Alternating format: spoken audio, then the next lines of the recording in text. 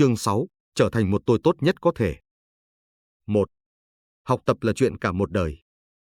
Trong cuốn sách Giải phóng quản lý, Cố vấn thương mại Mỹ Tom Peters đã đưa ra lời khuyên thế này cho các em học sinh. Hãy nhớ rằng, học tập là con đường duy nhất dẫn tới thành công.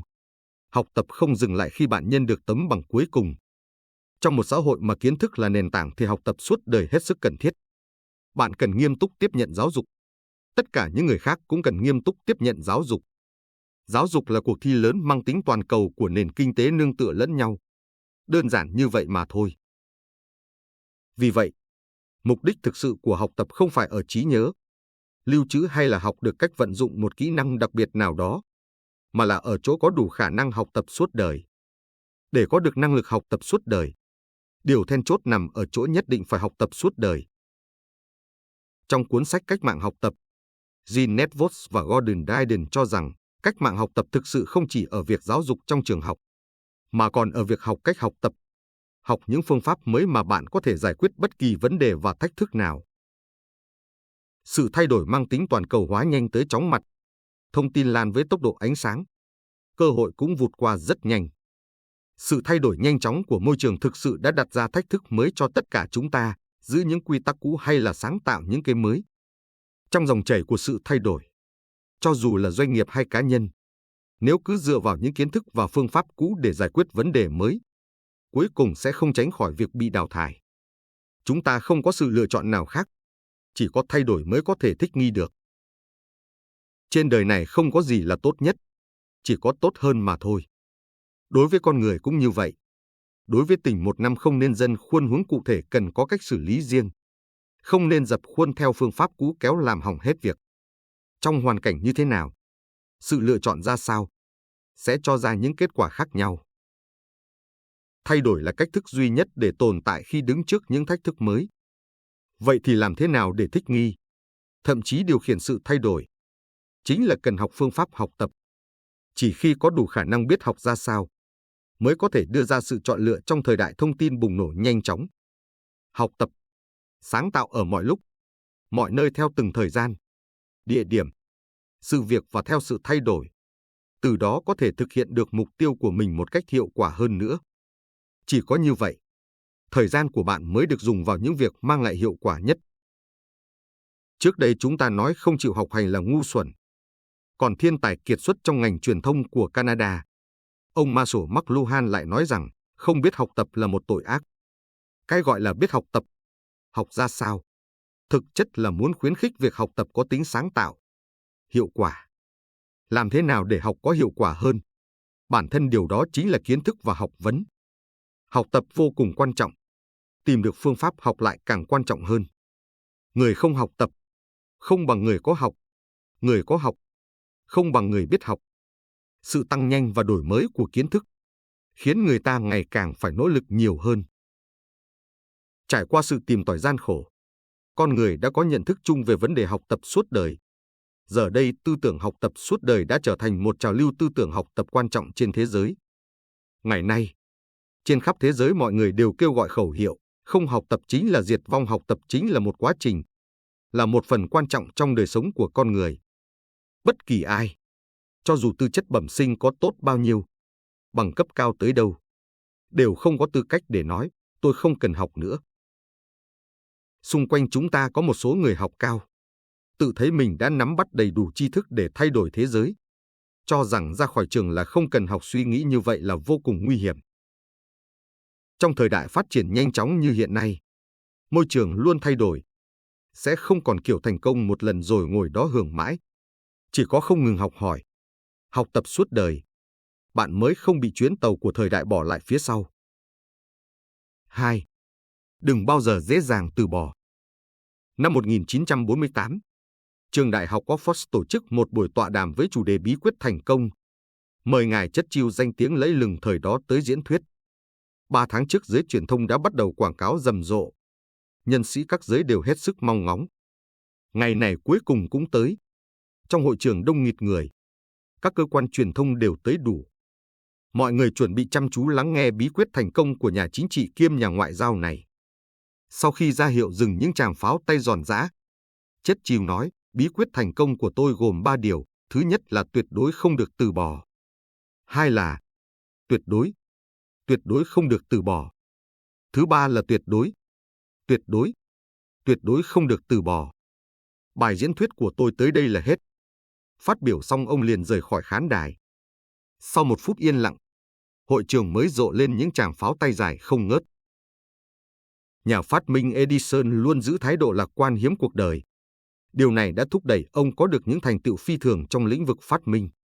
Trong quá trình phát minh ra điện, nếu những người khác vì thất bại vài lần mà cảm thấy nản chí, thì ông lại coi mỗi lần thử nghiệm thất bại là một lần bớt đi một phương pháp bất khả thi, tin tưởng rằng mình đã tiến gần thêm một bước tới thành công. Cũng chính vì vậy mà tại sao lại có nhiều người bình thường như vậy, còn Edison thì chỉ có một. Những thành tựu vĩ đại nhất thường là do phấn đấu, lăn lộn mà có được. Sự ảnh hưởng của thất bại đối với con người có hai loại, một là khiến người ta vì bị thách thức mà càng nỗ lực hơn nữa, hai là khiến người ta nản chí, từ đó không thể đứng lên được. Khi tín hiệu của thất bại xuất hiện lần đầu tiên, phần lớn chúng ta đã quyết định từ bỏ. Rất nhiều người chỉ mới gặp thất bại một lần, cho dù chỉ là thất bại rất nhỏ, liền không chịu thử lại lần nữa. Từ phản ứng của bạn trước thất bại, có thể biết được bạn có thể trở thành nhà lãnh đạo hay không. Nếu sau lần thất bại thứ 3 mà vẫn tiếp tục nỗ lực, bạn sẽ có thể trội xuất sắc trong ngành nghề hiện tại. Nếu sau lần thất bại thứ 12 bạn vẫn không nản lòng, thì hạt giống thiên tài đã đang nảy nở trong tim bạn. Chỉ cần cho nó sự hy vọng và tự tin, nó sẽ ngày một lớn lên, cuối cùng đơm hoa kết trái. 3. Cuộc sống là người thầy tốt nhất của chúng ta. 3 người học trò của triết gia Hy Lạp cổ Socrates từng hỏi thầy, làm thế nào mới tìm được người đồng hành lý tưởng? Socrates không trực tiếp trả lời, mà đưa họ tới ruộng lúa. Ông chỉ cho phép họ tiến về phía trước. Hơn nữa cơ hội chỉ có một lần, và yêu cầu chọn và cắt bông lúa to nhất. Người học trò thứ nhất mới đi được vài bước, đã nhìn thấy một bông lúa vừa to vừa đẹp, vui mừng hái xuống ngay. Thế nhưng khi tiếp tục đi về phía trước, anh ta phát hiện ra trước mắt có nhiều bông to hơn bông đã hái. Tiếc là anh ta không còn cơ hội nữa, đành tiếc nuối mà đi nốt con đường. Người học trò thứ hai rút kinh nghiệm. Mỗi lần anh ta định hái, lại nhắc nhở bản thân, phía sau sẽ còn có bông to hơn. Nhưng khi anh ta gần tới đích cuối mới phát hiện ra rằng cơ hội đã không còn. Người học trò thứ ba tiếp thu được bài học của hai người trước.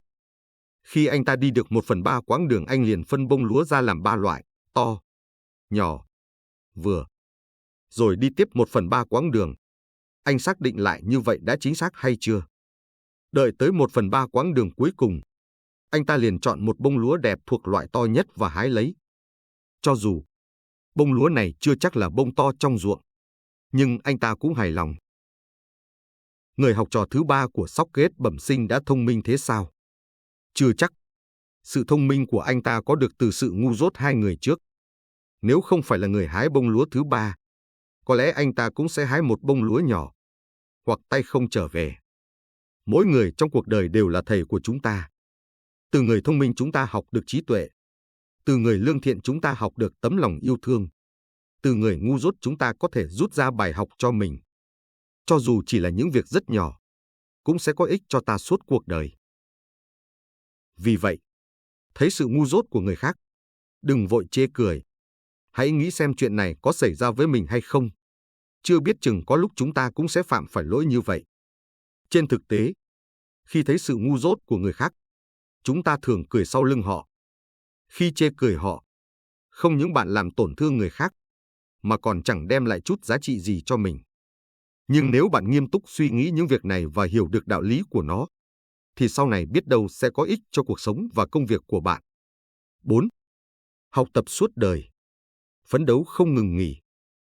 Vào ngày thi tốt nghiệp cuối cùng của một trường đại học lớn ở phía đông nước Mỹ, trên bậc thềm trước một giảng đường, có nhóm sinh viên năm thứ 4 khoa máy đang trò chuyện rôm rả. Họ rất tự tin vì đây là lần thi cuối cùng. Tiếp theo sẽ là lễ tốt nghiệp và tìm việc. Anh đêm đền có vài người nói họ đã tìm được việc rồi. Những người khác thì thảo luận về công việc mà họ muốn có. Tràn đầy tự tin về những điều đã được học trong 4 năm đại học. Họ cảm thấy đã chuẩn bị tốt tâm lý, có thể chinh phục thế giới bên ngoài. Giáo sư nói họ có thể mang giáo trình, sách tham khảo và sổ ghi nhớ cần thiết vào. Chỉ yêu cầu khi kiểm tra họ không được nhìn bài và trao đổi. Họ phấn khởi bước vào lớp. Giáo sư phát đề. Các sinh viên đều hết sức vui vẻ, vì họ thấy chỉ có 5 câu hỏi tự luận. Sau 3 tiếng đồng hồ, giáo sư bắt đầu thu bài. Các sinh viên gần như không còn tự tin nữa. Nét mặt lộ rõ sự lo lắng. Giáo sư cầm bài thi trong tay, đứng trước toàn bộ các sinh viên, rồi quan sát nét mặt lo lắng của họ và hỏi ai đã trả lời hết 5 câu hỏi. Không ai giơ tay. Ai trả lời được 4 câu? Vẫn không có ai giơ tay. Thế 3 câu? 2 câu. Các sinh viên bắt đầu thấy bất an. Vậy 1 câu?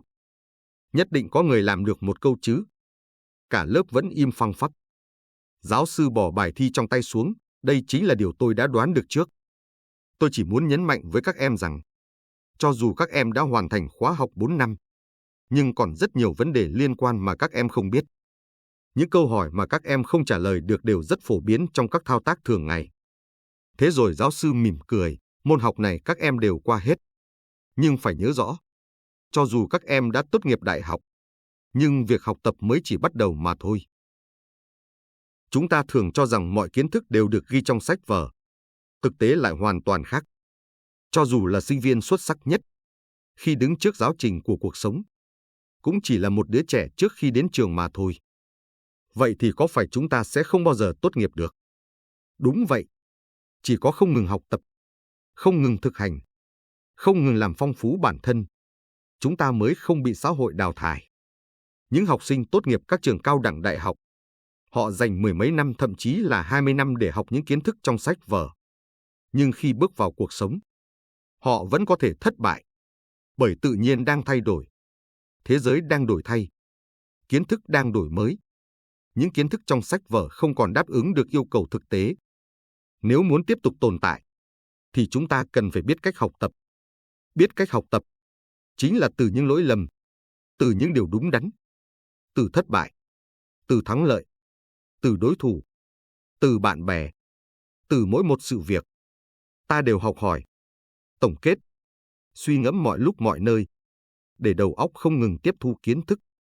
Trong một xã hội kỹ thuật công nghệ cao phát triển như vũ bão hiện nay, chúng ta cần biết cách học tập và trong khi học cần sáng tạo.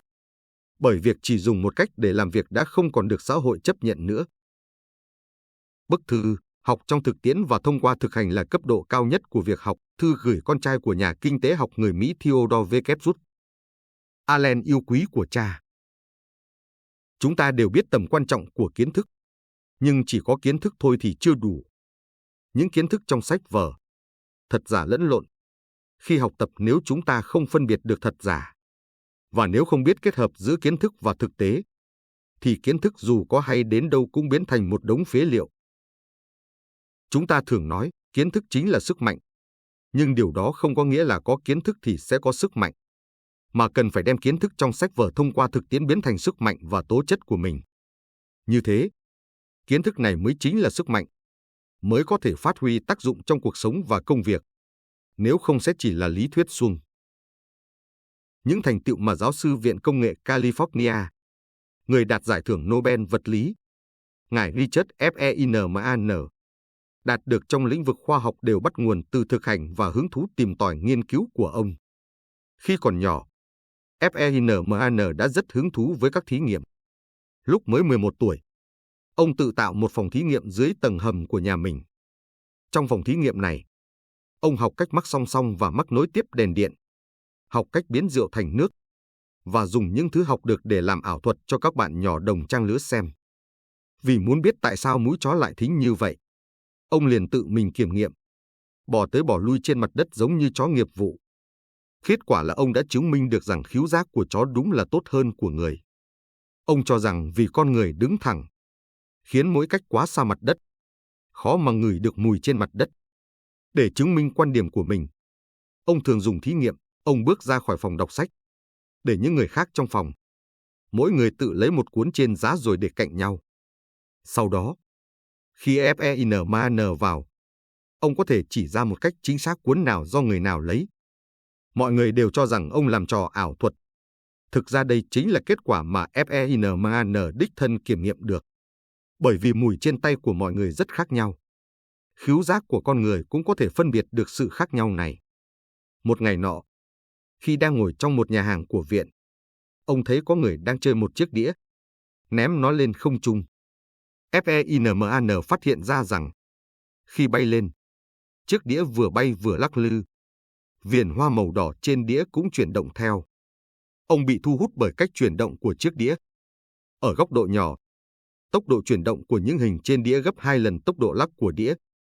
Do đó, ông suy nghĩ sâu hơn về sự vận động của quỹ đạo điện tử dưới trạng thái tương đối, nghiên cứu động lực học lượng tử, đặt nền tảng cho thành tựu sau này, tìm ra biểu đồ FEINMAN.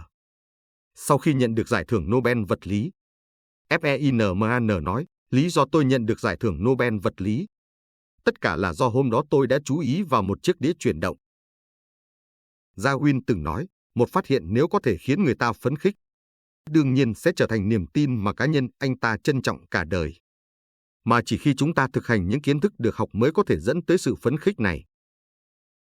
Nhà sinh vật học nổi tiếng Vincent Brian Wigglesworth bồi hồi nhớ lại ký ức thời thơ ấu. Khi 5 tuổi, tôi đã thu được một phát hiện khoa học quan trọng nhất cuộc đời. Tôi nhốt một con sâu gióm vào trong chiếc bình. Nó nhá tơ làm kén.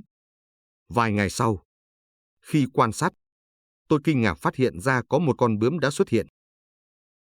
Ông coi phát hiện này là một phát hiện khoa học quan trọng nhất cuộc đời. Thực ra phát hiện này hết sức bình thường. Nhưng vì quan sát tận mắt, tự mình làm thí nghiệm, nên đã chiếu sáng tâm hồn ông, khiến ông cảm nhận được sức hấp dẫn của khoa học thực nghiệm. Chính vì vậy, muốn học tốt hơn, có hiệu quả hơn, con cần tự mình thực hành.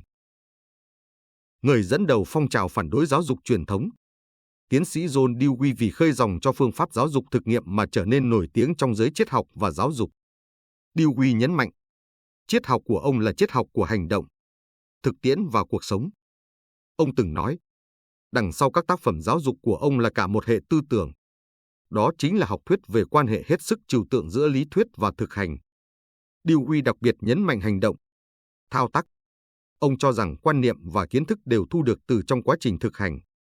Vì vậy, Dewey đưa ra một loạt các cương lĩnh giáo dục kết hợp giữa tri thức và hành động, như giáo dục là cuộc sống, nhà trường là xã hội, học thông qua làm. Ông cho rằng, quá trình giáo dục và quá trình sống không phải là hai quá trình riêng biệt mà là một. Giáo dục tốt nhất chính là học từ cuộc sống. Trong quá trình sống, ta không ngừng học hỏi và cải tổ kinh nghiệm. Ông đề nghị các trường học nên trở thành một xã hội thu nhỏ, tổ chức sắp xếp những nội dung cần thiết trong cuộc sống vào quá trình giảng dạy. Học tập thông qua thực hành là mức độ cao nhất của việc học. Dùng câu nói này để ca ngợi tư tưởng của những người như Dewey là hết sức thích hợp. Con trai, đọc sách là học, vận dụng cũng là học. Hơn nữa còn là việc học quan trọng nhất, bởi mục đích của việc đọc sách hay học tập, tất cả đều là để ứng dụng. Nếu không thể vận dụng kiến thức đã học vào trong thực tiễn, kiến thức không thể trở thành sức mạnh, cũng không thể trở thành của cải. Kiến thức chỉ có thể là kiến thức mà thôi. Vì vậy con cần tăng cường bồi dưỡng và rèn luyện khả năng biến kiến thức thành hành động, năng lực và tố chất của bản thân. Chúc con đạt tới cảnh giới cao nhất của việc học. Cha yêu của con. Các bạn thân mến, Book for Successful Life vừa gửi tới các bạn toàn bộ nội dung của cuốn sách Học cho ai? Học để làm gì? Hy vọng cuốn sách sẽ giúp cho các bạn học tập tốt hơn, định hướng cho mình một tương lai tươi sáng. Xin hẹn gặp lại các bạn ở nội dung của những video tiếp theo. Mong các bạn like và đăng ký kênh để ủng hộ cho mình nhé. Chúc các bạn sẽ gặt hái nhiều thành công trong cuộc sống. Xin chào các bạn.